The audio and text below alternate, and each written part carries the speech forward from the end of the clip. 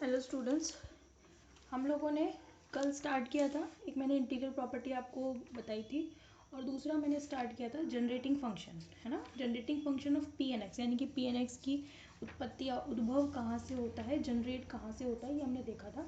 और आपको बता चुकी थी कि जो लेजेंडरी इक्वेशन है ये आपको याद भी रखना है ना, कि लेजेंडरी इक्वेशन का जनरेटिंग फंक्शन ये होता है, क्योंकि हम आगे जाके और भी डिफरेंशियल इक्वेशंस पढ़ने वाले हैं, हर्माइट, बेसल, लागेर। तो उनमें आपको उन सभी के अलग अलग जनरेटिंग फंक्शंस होंगे, तो उनके अलग अलग डिफरेंशियल इक्वेशंस भी होंगे, अलग अलग फंक्शंस भी होंगे और जनरेटिंग फंक्शंस भी होंगे। तो आपको याद रखने हैं ताकि इनको देख के पता चलता है कि ये बेसल का है, ये हर्माइट का है, ये लेजेंडरे का है, ये लागेर का है। समझ में आ गई? तो याद भी रखना है आपको, ठीक है। चलें, अब हमने क्या क्या देख लिया था कि ये इसका जनरेटिंग फंक्शन होता है। जनरेटिंग फंक्शन मतलब उस पर्टिकुलर फंक्शन के एक्सपेंशन में टी की पावर एन का कोफिशिएंट किसको रिप्रेजेंट करेगा, पी एन एक्स को रिप्रेजेंट करेगा। समझ में आ गई? तो ये हमने देखा था। हमने क्या किया था, एक्सपेंशन किया था इसका बाइनोमियल थ्योरम से, यानी कि द्विपद प्रमेय से। द्विपद प्रमेय आप सभी जानते हैं। तो 1 माइनस एक्स की पावर माइनस एन क्या होता है, 1 plus N X plus N N minus one X square by factorial 2। इसी तरीके से plus N N minus one N minus two X cube by factorial 3, है ना, इस तरीके से। तो हमने यहाँ पर किया था 2 तक कर लिया था, उसके बाद हमने nth टर्म निकाली थी। और आई होप आपको nth term, n minus oneth term and n minus twoth term समझ में आ गई होगी कि कैसे निकलेगी। समझ में आ गई? ठीक है। तो ये हो गया था nth टर्म निकालने के लिए, तो वो तो अपन इन्हीं से निकाल ली थी। और उससे पहले वाली और उससे पहले वाली निकालनी है, तो इसमें जैसे ये n है तो इसमें n माइनस वन रख दो, ये आ जाएगी। इसमें n माइनस टू रख दो, ये आ जाएगी। सभी को आ गई होगी समझ में? ठीक है, आगे कंटिन्यू करते हैं। ठीक है, देखिए मैंने आपसे ये कहा था कि अभी भी एक्सपेंशन कंप्लीट नहीं हुआ है, क्योंकि हमें अभी तक टी की पावर एन का कोफिशिएंट नहीं मिला है। और टी की पावर एन का कोफिशिएंट तब मिलेगा जब हम इसको एक्सपेंड करेंगे। ये जो 3 टर्म दिख रही हैं आपको, देखो यहाँ तो कहीं टी की पावर एन आएगी नहीं। इन टर्म से कभी आपको टी की पावर एन मिलेगी? बिल्कुल नहीं मिलेगी। आपको किन से मिलेगी? आपको इससे, इससे और इससे मिलेगी। बात समझ में आ रही है? तो हमें और आगे अभी किसको एक्सपेंड करना पड़ेगा, यानी इसको, इसको और इसको। ठीक है, तो मैं इस इक्वेशन को नंबर डाल रही हूँ। अभी तक हमने नंबर नहीं डाला, तो अब डाल देते हैं। ये 1 हो गई और ये 2 हो गई। ठीक है, ये हो गई 3। समझ में आ गई बात आपको? ठीक है, चलो देखें एक्सपेंशन, देखें इसका कि किस तरीके से इसको हम एक्सपेंड करेंगे। ठीक है, सबसे पहले मैं इसका कर लूँ, 2xt माइनस टी स्क्वायर की पावर n का। ठीक है, आप एक काम कर सकते हो, इसमें से t की पावर n को बाहर निकाल लो, फिर 2x माइनस टी की पावर n को एक्सपेंड कर लो। ठीक है, वही आएगा आंसर तो। या फिर मैं एक मेथड बता देती हूँ आपको कैसे होगा। देखो, सबसे पहले 2x की पावर n, ठीक है, t की पावर n सबसे पहली टर्म। ये t की पावर n एक्चुअली कहाँ से आई, इसमें से t कॉमन लेने से। t कॉमन लोगे तो t की पावर n ही बचेगी। ठीक है, फिर आगे क्या होगा, माइनस n बाई फैक्टोरियल 1। ठीक है, अब 2x की तो आएगी घटती हुई पावर n, और t की पावर n की आएगी बढ़ती हुई पावर। और आगे की भी निकाल सकते हो, पर मुझे ज़रूरत नहीं है। मुझे तो t की पावर एक्चुअली मुझे इस टर्म की भी ज़रूरत नहीं है, मुझे तो यही चाहिए, क्योंकि t की पावर n का कोफिशिएंट मुझे मिल गया 2x की होल पावर n। बात समझ में आ गई? ये बाइनोमियल थ्योरम से ही एक्सपेंड किया हमने। जो बेसिक बाइनोमियल थ्योरम है ना, बेसिक, वो जो हम NC0 NC1 करके करते हैं ना, उससे यही आती है। बात समझ में आ गई? तो डिटेल में नहीं घुसेंगे, फिर मेरा सारा टाइम तो बाइनोमियल थ्योरम में ही चला जाएगा। ठीक है, आप इसको करो बाइनोमियल थ्योरम से, आप जानते हो कैसे निकलती है, उससे करो, यही आएगा आपका। ठीक है, तो हमने क्या किया, सबसे पहले 2x की होल पावर n, t की पावर n माइनस, क्योंकि यहाँ भी माइनस है, n आगे आ गया, ये पावर आगे आ गई, n अपॉन फैक्टोरियल 1। यहाँ पे भी आ गई थी, पर फैक्टोरियल 0 आया था, तो फैक्टोरियल 0 की वैल्यू 1 होती है, तो शो नहीं करते।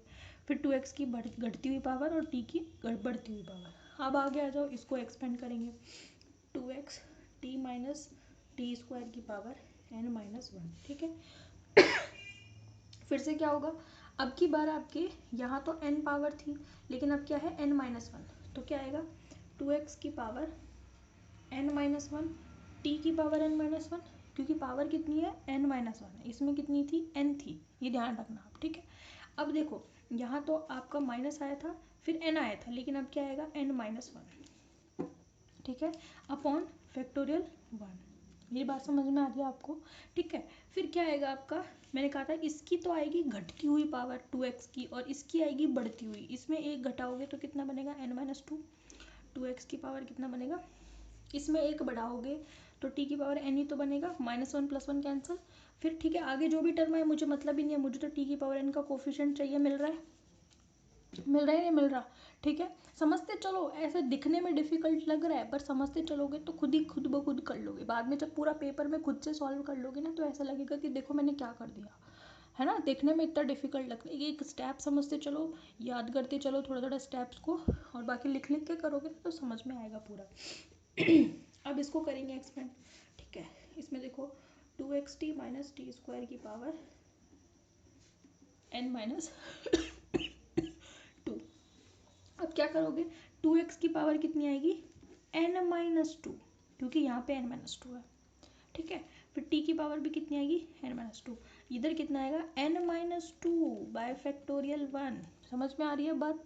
इसकी घटती हुई, यानी कि 2x की पावर कितनी हो जाएगी, n-3, और इसकी कितनी हो जाएगी, n-1। बढ़ती हुई 1 + 1 ऐड करते चलो।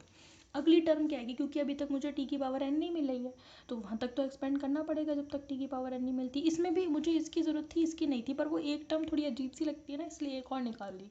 ठीक है, नेक्स्ट क्या आएगी, अल्टरनेटिवली प्लस माइनस आता है, तो यहाँ माइनस आ गया, अब प्लस आएगा। अब क्या आएगा, n-2 n-3, ऐसे तो आएगा।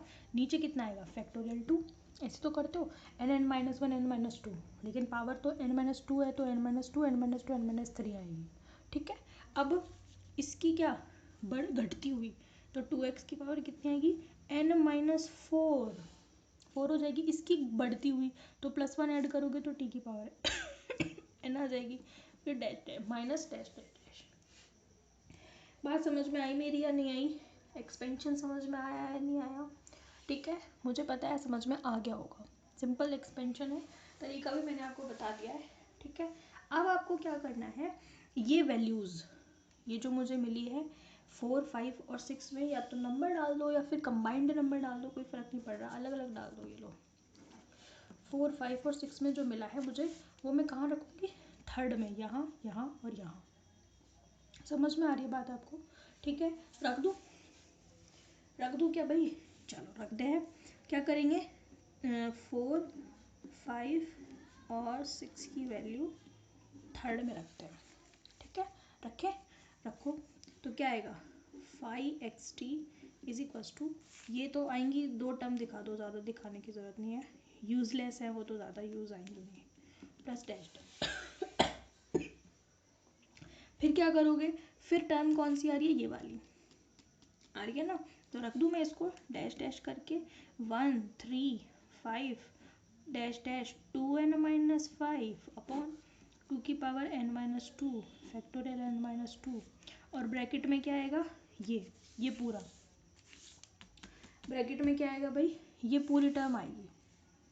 ठीक है, रख दूँ, तो कितना आएगा, ये आएगा आपका 2x की पावर n-2 t की पावर n-2, ठीक है, -n-2 बाय फैक्टोरियल 1 2x की पावर n-3 t की power n-3 plus n-2 n-3 upon factorial 2 2x की पावर n-4 t की पावर n। बात समझ में आ गई? ये मैंने क्या किया, मैंने ये वाली वैल्यू रख दी, है ना, बाहर तो ये चल ही रहा है, और ये वैल्यू रख दी मैंने यहाँ से उठाकर, तो ये आ गया। ठीक, अब आगे क्या करोगे, ये वाली टर्म लिखोगे। ठीक है, लिख दूँ, +135 डैश डैश 2n-3 अपॉन 2 की पावर n-1 फैक्टोरियल n-1, इसकी वैल्यू रख दूँ, कहाँ से, यहाँ से रखो, 2x की पावर n-1 t की power n-1 n-1 upon factorial 1 2x की पावर n-2 t की पावर n। ठीक है, फिर क्या करना है, ये रखना है, और इसकी वैल्यू रखनी है ये वाली। ठीक है, रख दूँ, 1, 3 डैश डैश डैश 2n-1 2 की पावर n फैक्टोरियल n, अंदर कितना आएगा, 2x की होल पावर n t की power n dash dash dash. बात समझ में आ गई? क्योंकि इसकी ज़रूरत ही नहीं है तो मैंने नहीं लिखा।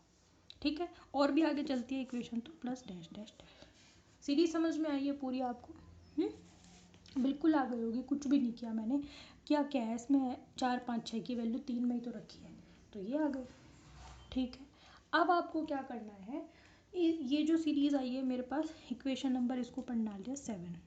ठीक है, इसमें जो टी की पावर एन के कोफिशिएंट है उनको सबको एक साथ लिखेंगे। ठीक है, अब मेरे को सीरीज से मतलब नहीं है, मुझे किससे मतलब है, सिर्फ टी की पावर एन के कोफिशिएंट से। ठीक है, देखो now writing all the coefficients of t raised to power n, ठीक है, टुगेदर। टी की पावर एन की सभी जो कोफिशिएंट्स हैं उनको एक साथ लिखेंगे।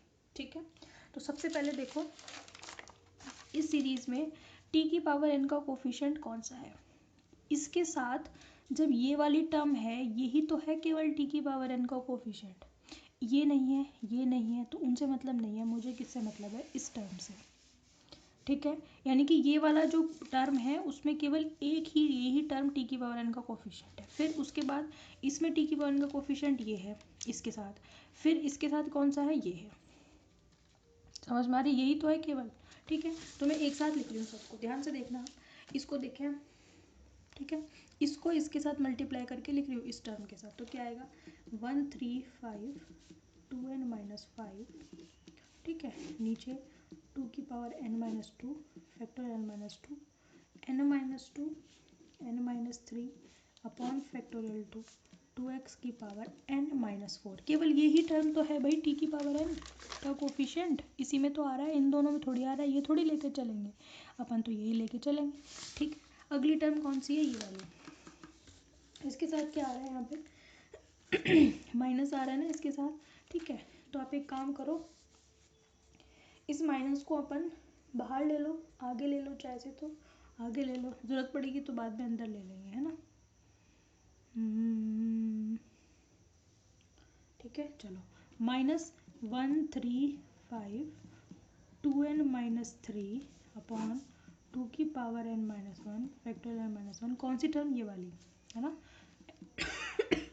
n-1 अपॉन फैक्टोरियल 1 2x की पावर n-2। बात समझ में आ रही है। फिर कौन सी बची, ये वाली, तो क्या आएगा plus 1 3 dash dash dash 2n-1 upon 2 की power n factorial n 2x की whole power n dash dash dash. ये डैश डैश डैश क्यों लगाया, वो इससे लगाया भाई क्योंकि मैंने अभी तो सिर्फ n-1 n-2 टर्म निकाली। कोई बच्चा कहेगा मैडम मैं तो n-3 भी निकालूंगा, उसमें भी तो टी की पावर n का कोफिशिएंट आएगा। बिल्कुल निकाल भाई, कोई दिक्कत नहीं है, इसीलिए तो डैश डैश डैश लगाया है, क्योंकि और भी टर्म्स ऐसी पॉसिबल है जिनमें टी की पावर n के कोफिशिएंट्स आएंगे। समझ में आ गई कैसे, क्योंकि टी की power n n-1 n-2 n-3 n-4 n-5 उन सब में भी आएंगे टी की पावर n के कोफिशिएंट। ठीक है, तो हमने तो ऐसे ही 3 ले लिए। ठीक है, ठीक है, अब ये तो कैसे थे, x की घटती हुई पावर में, है ना। अब इनको उल्टा करके लिखेंगे, नहीं ये बढ़ती हुई, पहले ये लिखेंगे फिर ये फिर ये। समझ में आ गई बात मेरी। ठीक है, सॉरी ये x की बढ़ती हुई घातों में थे, इनको घटती हुई घातों में लिखेंगे। ठीक है, now taking decreasing power of x।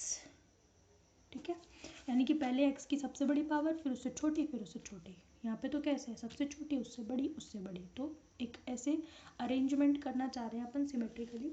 इसे सबसे पहले इसको लिखते हैं 1 3 dash dash dash 2n-1 upon factorial n x की पावर n। ये कहाँ गया, 2 की पावर n से 2 की पावर n मैंने कैंसिल कर दिया, इसलिए नहीं लिखा। ठीक है, अगली टर्म पे आ जाओ, -1 3 5 dash dash dash 2n-3 upon, ये देखो यहाँ से 2 की पावर n-1 और 2 की पावर n-1 कट जाएगा, तो क्या बचेगा, 2 की पावर -1 बचेगा, है ना। n-1 तो काट दिया, 2 की पावर -1 का मतलब 1/2 नीचे ले आई, फैक्टोरियल कितना आएगा n-1 फैक्टोरियल 1 और n-1 फैक्टोरियल 1 इसके नीचे लिख दो। ठीक है, सही है, ऐसे सिस्टमेटिकली चल रहे हैं अपन है ना, जैसे जैसे अपने पास आ रहा है वैसे वैसे चल रहा है, ठीक है। फिर अगली टर्म यहाँ नहीं आएगी, मैं नीचे लिख रही हूँ, आपकी आती है तो आप कंटिन्यू करना है इसको, ठीक है।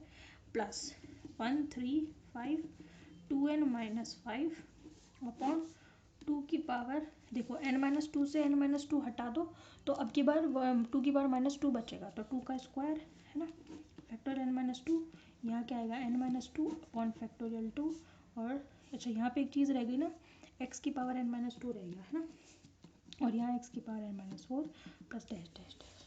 समझ में आ गई बात आपको?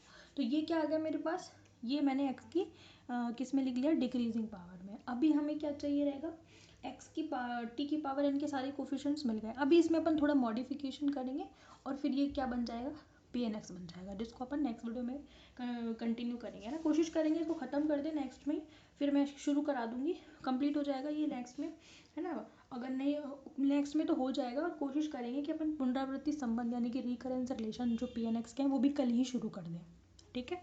तो नेक्स्ट आपका जो टॉपिक होगा वो होगा pnx के पुनरावृत्ति संबंध या रिकरेंस रिलेशंस, ठीक है। Okay, thank you.